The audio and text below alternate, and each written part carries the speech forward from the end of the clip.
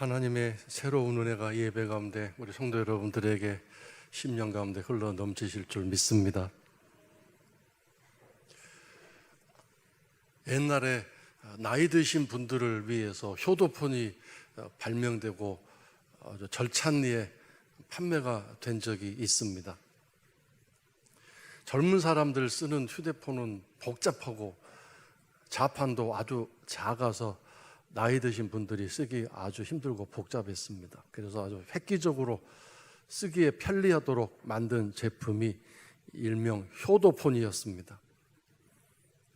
그것이 잘 팔릴 줄 알았는데 실패작이 됐고 사라져 버렸습니다. 나이 드신 분들이 그 효도폰을 쓰지 않기 때문이죠. 왜 그러냐 하면 저라도 그럴 것 같습니다. 그걸 쓰고 있으면 밀려난 세대, 처량한 세대, 한불간 세대, 그런 생각이 내 스스로에게도 들 뿐만 아니라 사람들 보일 때도 그렇게 인식이 될 것 같아서 스스로 안 쓰게 되고 거부하게 되고 좀 불편하더라도 나도 젊은 사람들 쓰는 휴대폰을 써야지, 그런 생각 때문에 결국 정말 쓰기에 편리하고 좋은데도 그것이 시장에서 사라져 버렸습니다. 내가 편하게 사는 그 일들을 위해서 어떤 일들이 제공된다 할지라도 내가 거기에 나를 맡길 수 있는가, 사람마다 다르고 생각이 다른 것 같습니다. 제가 나이 든 권사님들에게 지팡이 짚고 다니시지 왜 그렇게 힘들게 다니세요? 그러면 싫다고, 난 지팡이 안 짚겠다고 그렇게 얘기하십니다. 왜냐하면 지팡이를 짚는 순간 내 스스로 내 인생을 포기하는 것 같고 밀려난 것 같고 너무도 처량해 보이기 때문에 지팡이를 끝까지 안 짚고 다니시려고 하는 것 같습니다. 저도 나이가 들어서 어느 때 그 지팡이가 필요하면 나도 과연 그렇게 될까 하는 생각이 듭니다. 나를 맡긴다는 게 뭔가, 이 맡김에 대해서 오늘 여러분과 함께 말씀을 통해서 은혜를 나누려고 합니다. 오늘 우리가 읽은 시편 37편 5절에 맡기라라는 말이 나옵니다. 맡겨라. 맡긴다라는 말은 뭐겠습니까? 첫 번째로 내가 다 해둘 테니까 그냥 편히 앉아 계십시오. 내가 다 해드리겠습니다. 그런 풀 서비스를 의미할 것입니다. 하나님이 과연 이런 의도로 우리에게 맡기라고 말씀하셨을까요? 두 번째 의미는 우리가 쓸 때 그 단어가 당신은 이제 그 일에서 손을 떼십시오. 당신의 능력, 당신의 재능은 한계가 왔습니다. 그러니 더 이상 그 일을 관여하지 말고 나가십시오. 나의 능력의 부족과 재능의 부족을 통해서 그만 물러가라고 하는 그런 의미에서 이제 다른 사람에게 맡긴다. 너에게 맡기지 않고 다른 사람에게 맡기겠다. 나한테 맡겨라. 내가 더 이상 관여하지 말아라. 그런 얘기도 될 것입니다. 세 번째, 맡긴다는 얘기는 잠시 한순간 맡겼다가 다시 찾아가겠다, 그런 의미로 맡기는 경우가 있겠죠. 하나님이 저 말씀에서 맡기라고 말씀하실 때 그 맡긴다는 것은 과연 무엇일까요? 다시 저 말씀을 주목해 보십시오. 앞에 뭐라고 되어 있습니까? 너의 길을 여호와께 맡기라라고 말씀하셨습니다. 여기에 분명히 맡긴다는 게 무엇인가 알려주고 있는데 길을 맡기라고 말씀하셨습니다. 길이란 결국 방법이고 수단입니다. 문제가 아니라 염려나 근심이라기보다는 방법을 맡기라는 것이죠.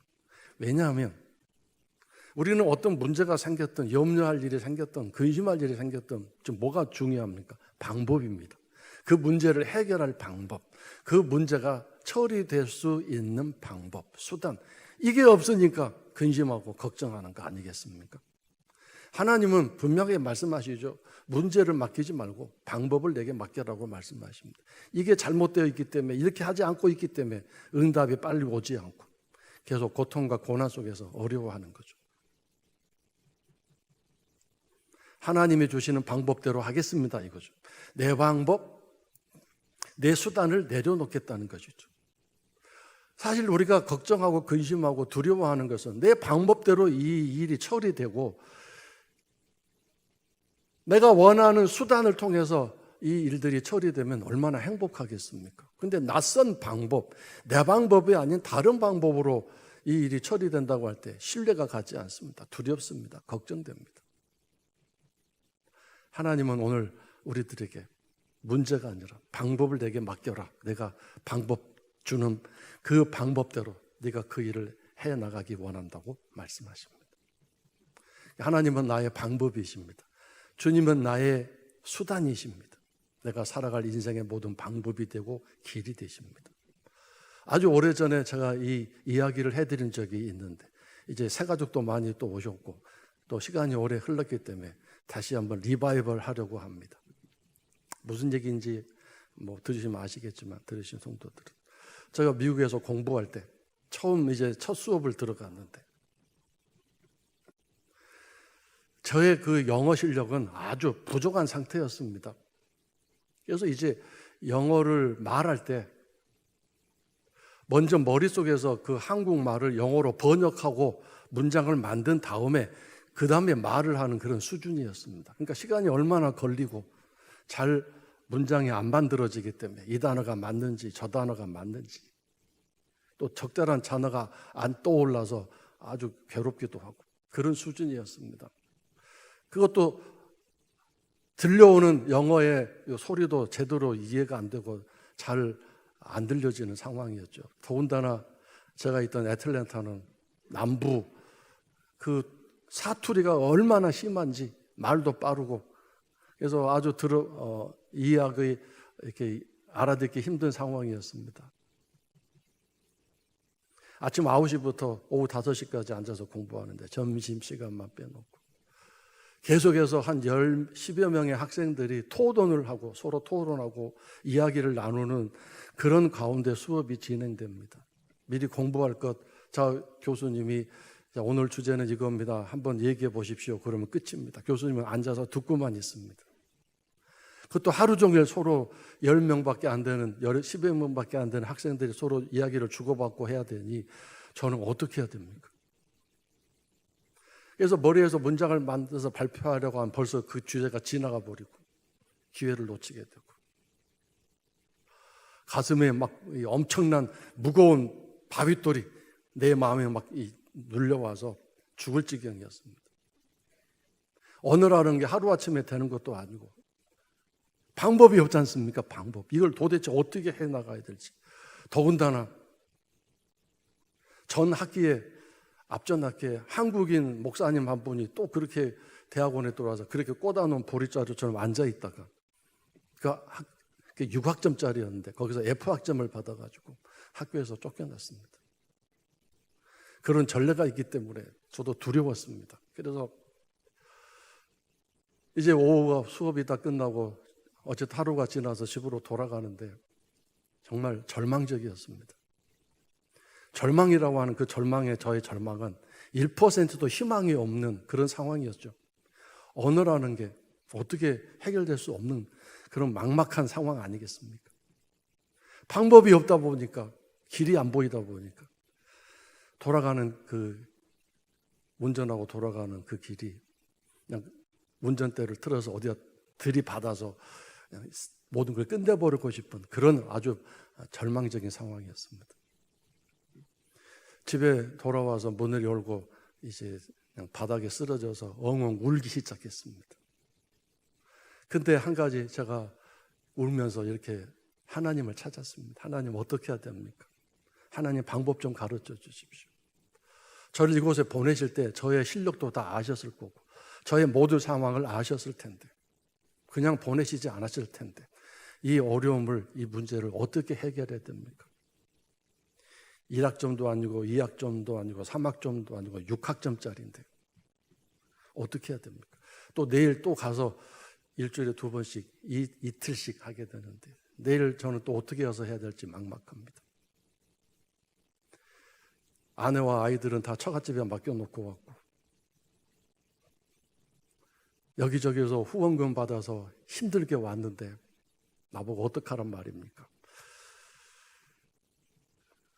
그런데 그렇게 있는데 갑자기 생각이 하나 떠올랐습니다. 저는 그것이 하나님이 주신 지혜이고 그 어려움을 해결해 나갈 수 있는 방법이었다고 저는 믿습니다.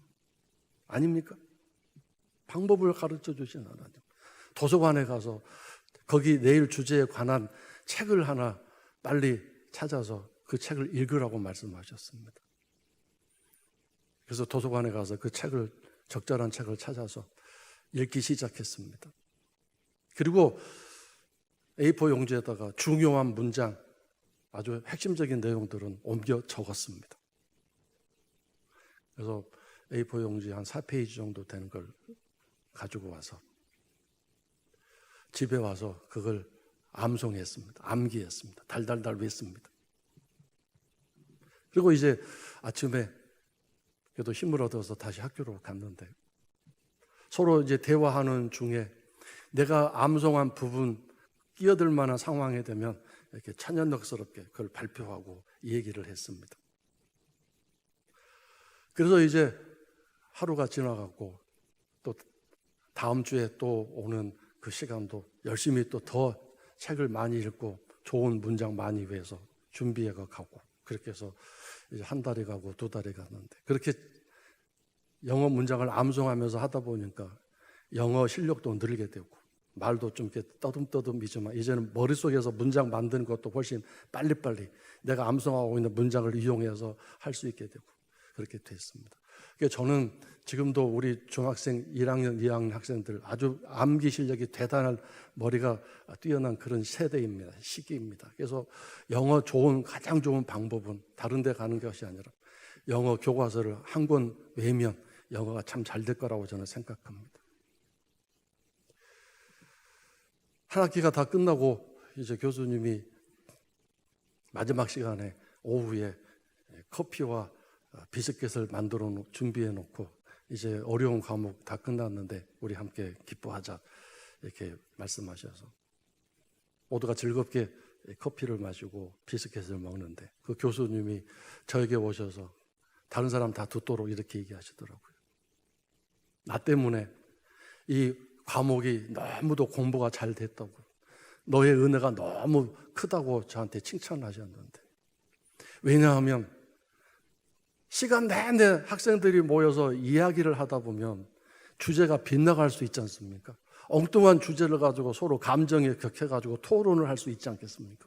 근데 제가 발언을 하면 꼭 저는 그 주제에 맞는 그런 내용을 암송해 와서 얘기를 하기 때문에 다시 또 원상태로 주제로 돌아오고 계속해서 그 과목이 다른 데로 빗나가지 않고 방향이 잘 가도록 제가 엄청난 공헌을 했다고 저를 아주 기뻐하시고 칭찬하셨습니다.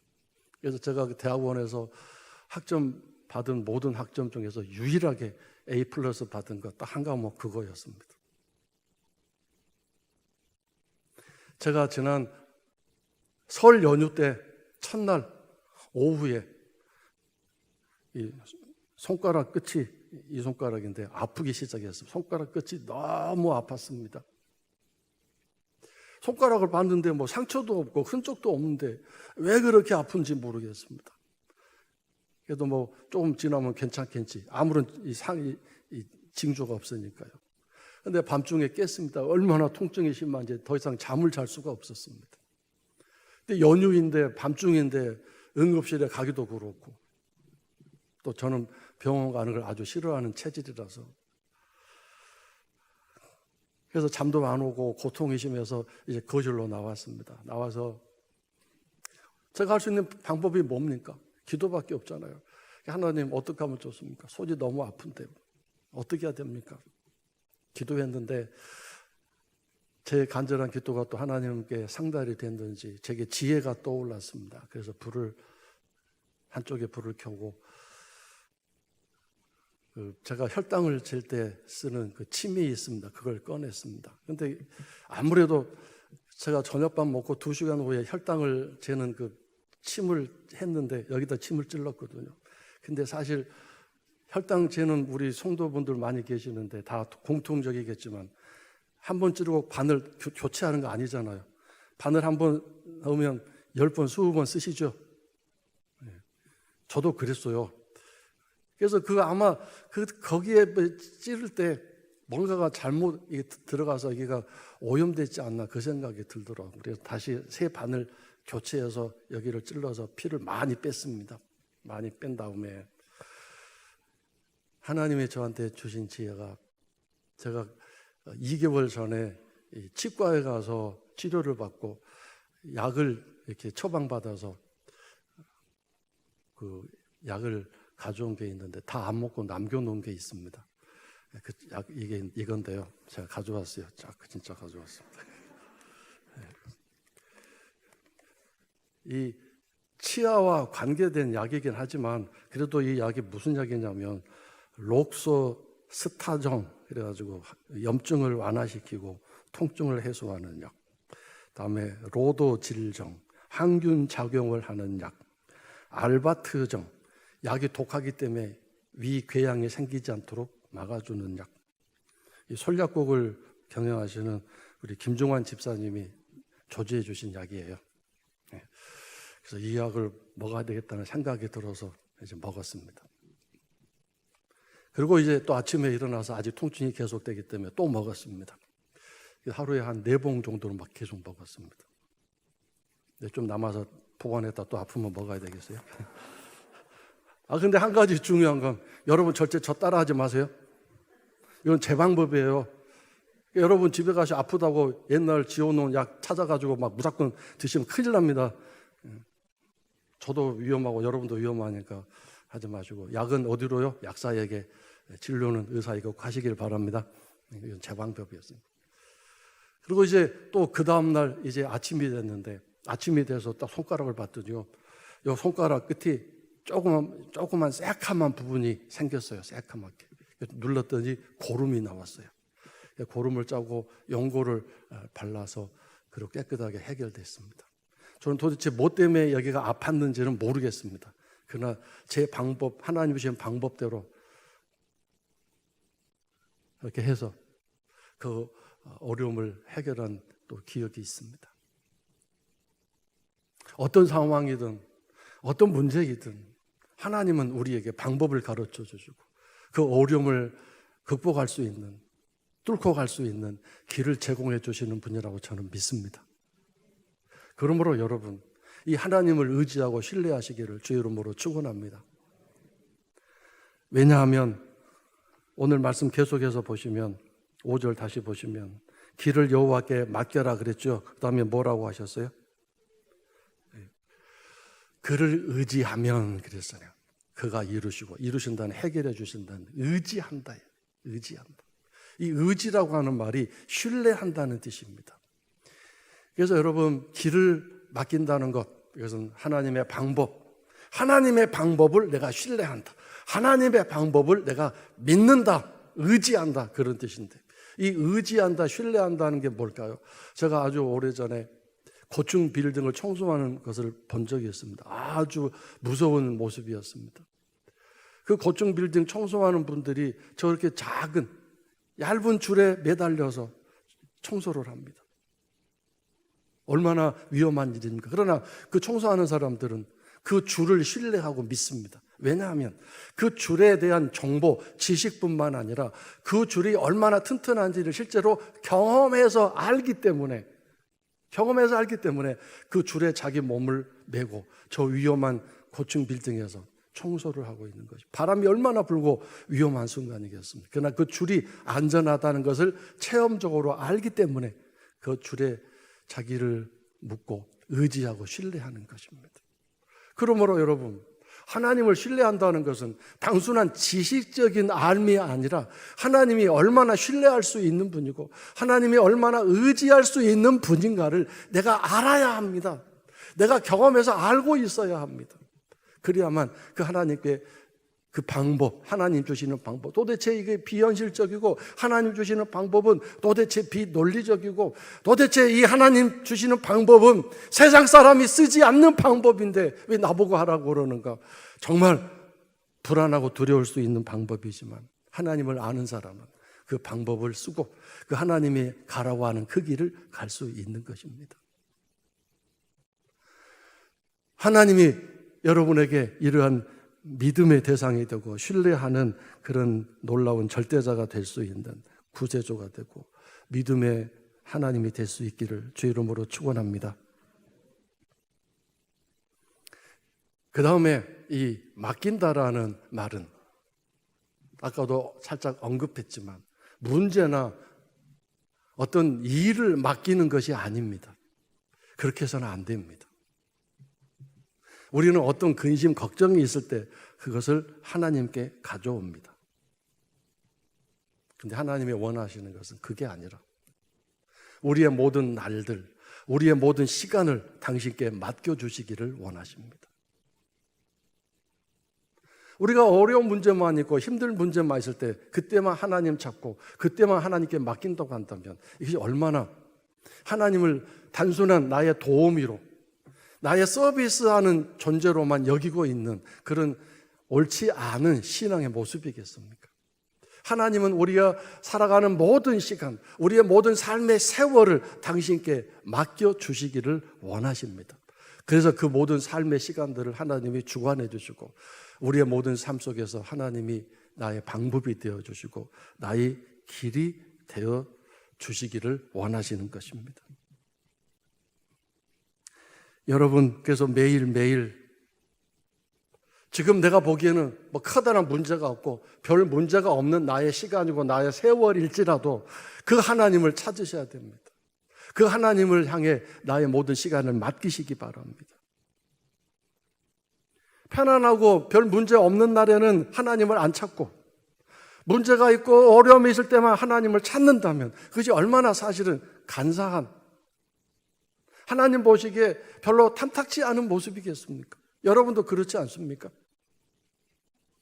어렵고 힘들 때만 날 찾아와서 그냥 친한 척하고 도움 요청하는 사람 얼마나 속이 상합니까? 늘 변함없이 나를 찾아와주고 나를 가까이 대하고 나에게 친함을 늘 보여주는 그 사람이 얼마나 내게 소중한 친구가 되겠습니까? 하나님도 그걸 원하시는 것입니다. 이러한 모든 일을 통해서 우리가 살아야 할 삶의 자세와 태도가 있는데 다시 7절을 보시면 뭐라고 말씀하셨습니까? 하나님을 의지하는 사람, 하나님을 신뢰하는 사람, 내 모든 세월을 맡길 수 있는 사람은 어떻게 살아야 되는가? 여호와 앞에서 잠잠하고 참고 기다리라 이렇게 말씀하십니다. 여호와 앞에서 참고 기다리라. 자, 여호와 앞에서라는 말도 중요하고 참고 기다리라는 말도 중요합니다. 여러분, 왜 계속해서 문제가 여러분을 괴롭히고 고난이 계속 다가오고 나를 힘들게 하는 상대방은 여전히 기가 살아서 나를 계속 괴롭힐까요? 그것은 하나님과 나를 떨어뜨려 놓기 위해서입니다. 하나님과 내가 함께하는 시간을 갖지 못하도록, 하나님과 함께하는 세월을 갖지 못하도록 떨어뜨려 놓기 위해서 그렇게 하는 것입니다. 하나님과 함께 있지 않는 시간, 하나님과 함께 하지 않는 세월, 이거 굉장히 위험한 것입니다. 그렇게 되면 마치 부모 곁을 떠난 어린 자녀나 어린 새끼가 힘센 어떤 포악한 세력에 의해서 횡포를 당하고 생명의 위협을 받을 수 있는 것과 똑같습니다. 그러므로 하나님께 맡긴다는 것은 아까 말씀드린 것처럼 나의 모든 시간을 주께 드린다는 뜻입니다. 나의 모든 삶의 세월을 하나님께 맡긴다는 뜻입니다. 그것이 진정으로 하나님이 원하시는 일입니다. 잠잠하라고 말씀하셨습니다. 잠잠하라.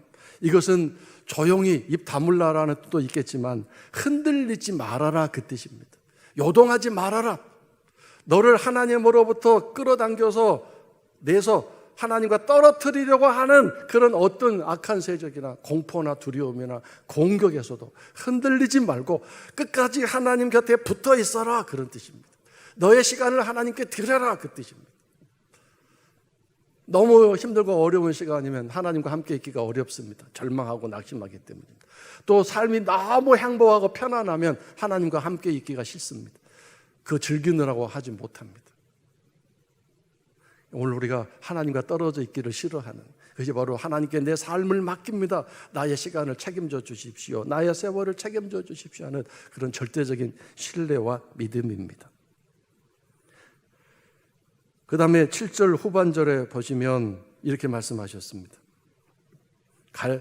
자기 길이 형통하며 악한 꾀를 이루는 자 때문에 불평하지 말지어다 그랬습니다.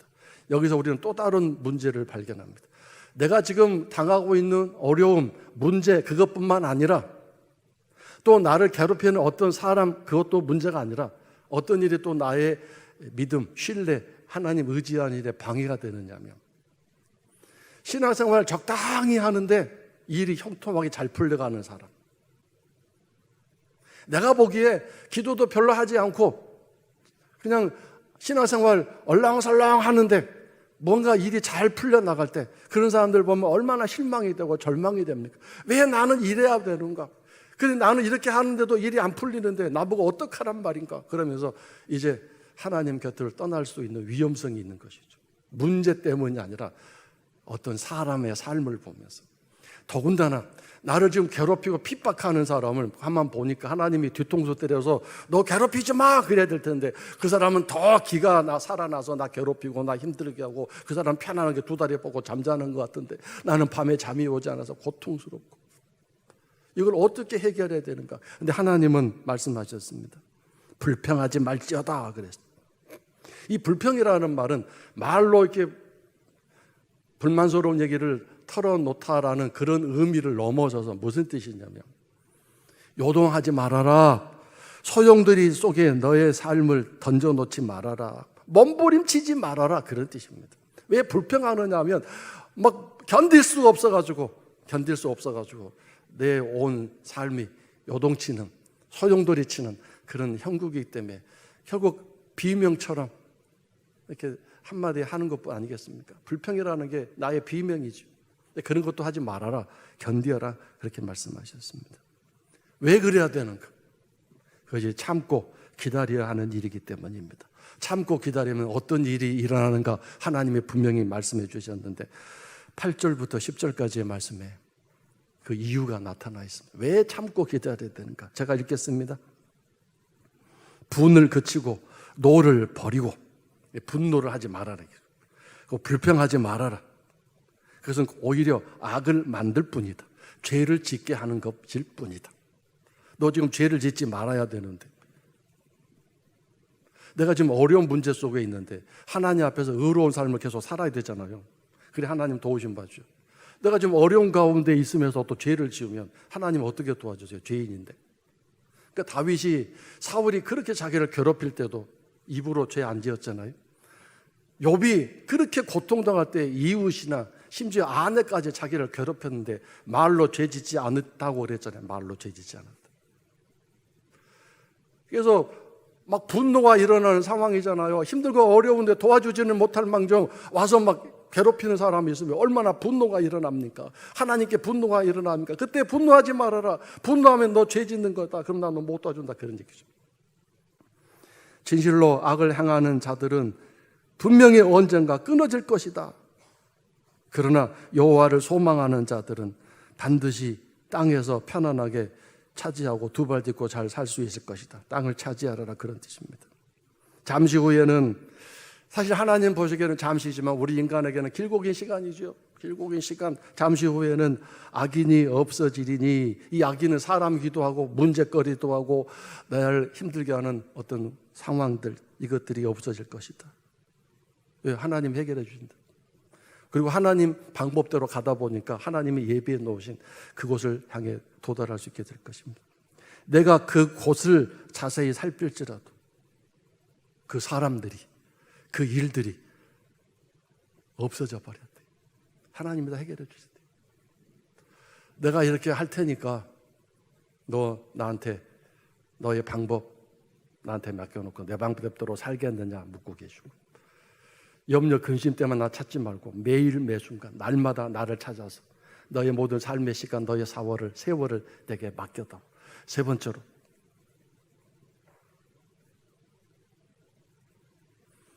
그 기다리는 시간 힘들고 어려운 건 알지만 분노하거나 불평하지 말고 기도하고 평안한 마음으로 잘 참고 견딜 수 있겠느냐. 그러면 내가 해결해 주겠다. 이렇게 약속하셨습니다. 우리가 이런 세월을 살고 이런 시간을 살면 어떤 일이 일어났냐면 마지막으로 우리의 체질이 바뀌게 됩니다. 우리의 신앙의 성향이 바뀌게 되고 성숙하게 됩니다. 암에 걸렸을 때 우리가 항암 치료를 하든 방사선 치료를 하든 또는 수술을 하든 그 암 부위를 제거하고 처리합니다. 그런데 문제는 그 암을 만들어내는 공장이 바로 내 몸 아닙니까? 그 암이 활동할 수 있도록 장소를 제공하는 그것이 바로 내 몸 아닙니까? 그러므로 내 몸, 이 공장이 바꾸어져야 다시는 암이 재발하지 않는 거죠. 그걸 뭐라고 말하죠? 체질이 바꾸어져야 된다, 이렇게 얘기합니다. 체질이 바꾸어져야 됩니다.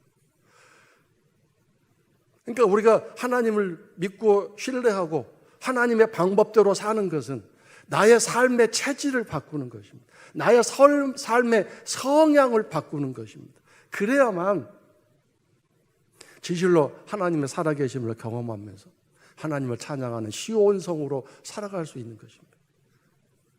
어둡고 캄캄한 순간 속에서 절망하지 않고 포기하지 않고 하나님을 믿고 신뢰하면서 하나님을 찬송할 수 있는 시온성으로 살아갈 수 있는 것입니다. 내 체질이 안 바꾸어지면, 믿음이 제대로 서 있지 않으면, 진리 안에 서 있지 않으면 아무 소용이 없는 거 아니겠습니까? 제가 아침에도 일어나가지고 냉장고에서 빵을 먹었습니다. 빵이 보니까 있길래 빵을 먹었는데 제가 당뇨병 걸렸으니까 먹어서는 안 되잖아요. 먹었어요. 체질이 바꿔져야 되는데, 바꾸려면 이걸 안 먹어야 되는데, 아니나 다를까 2시간 후에 일부 예배 끝나고 10시 한 반쯤 돼서 재봤더니 220이 나왔습니다. 만약에 이런 식으로 계속해서 살면 제 체질이 바꿔지지 않는 한 당뇨는 더 심해질 수 있겠죠. 체질 바꾸는 거 쉽지 않습니다. 너무 어렵습니다. 그래서 과감하게 끊고 하나님이 원하시는 방법대로 살고 하나님을 절대적으로 의지하고 신뢰하면서 살아갈 때 하나님이 기뻐하시는 시온성의 삶을 우리가 살 수 있게 될 것이고, 우리가 살아가는 세월, 그 시간에 하나님이 영광의 관을 씌워주시면서 너의 시간, 너의 세월이 참 아름다운 시간이었구나 칭찬해 주시고 복을 주실 줄로 믿습니다. 하나님을 절대적으로 신뢰하고 믿고 살아나가시는 성도 여러분의 앞날 되시기를 주 이름으로 축원합니다.